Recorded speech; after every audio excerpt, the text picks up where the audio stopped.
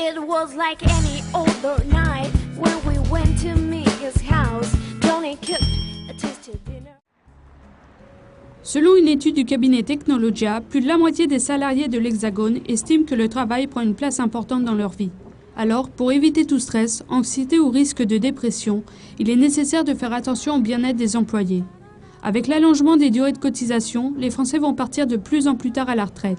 La question du bonheur en entreprise est donc essentielle. Mais comment y arriver? Nous sommes allés enquêter à Paris, au Salon des ressources humaines, porte de Versailles. Il faut savoir qu'en France, le salarié non seulement veut gagner sa vie en travaillant, mais il veut en plus être heureux dans ce qu'il fait et surtout avoir de la reconnaissance. En ce qui concerne l'entreprise, si le salarié est heureux au travail, forcément il est plus performant et plus productif.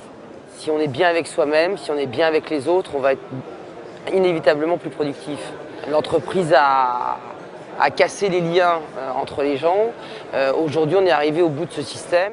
L'entreprise a donc un rôle central à jouer dans cette recherche du bien-être. Mais si 73% des salariés se disent satisfaits de leur travail, selon un baromètre IFOP de juin 2010, certains événements tentent à prouver le contraire. Pour éviter ces incidents pouvant aller jusqu'au suicide, des mesures peuvent être mises en place par les sociétés, mais également par les employés eux-mêmes. Vous avez des techniques de base pour l'individu qui sont des techniques d'hygiène. Hygiène physique, hygiène mentale. Il y a une méthode que j'aime beaucoup, c'est la méthode RAS.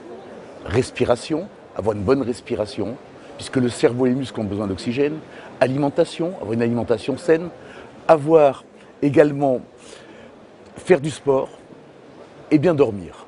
Ça, c'est la base. L'idée, c'est de dire que l'entreprise est responsable de la santé physique et mentale de ses salariés. Et on ne peut pas obliger quelqu'un à aller bien.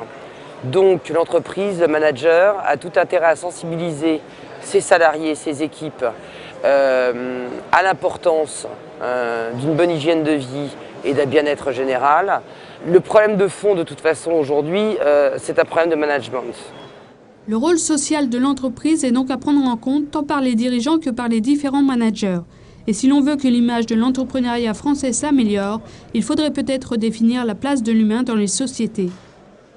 Dans gestion des ressources humaines, il y a gestion, il y a ressources et il y a humain. Et bien souvent, la gestion des ressources vient s'opposer à la notion d'humanité. À partir de là, il faut remettre l'humain au centre de l'entreprise, la préoccupation de l'entreprise, le reste va suivre. It was like any other night when we went to Mia's house. Johnny cooked a tasty dinner.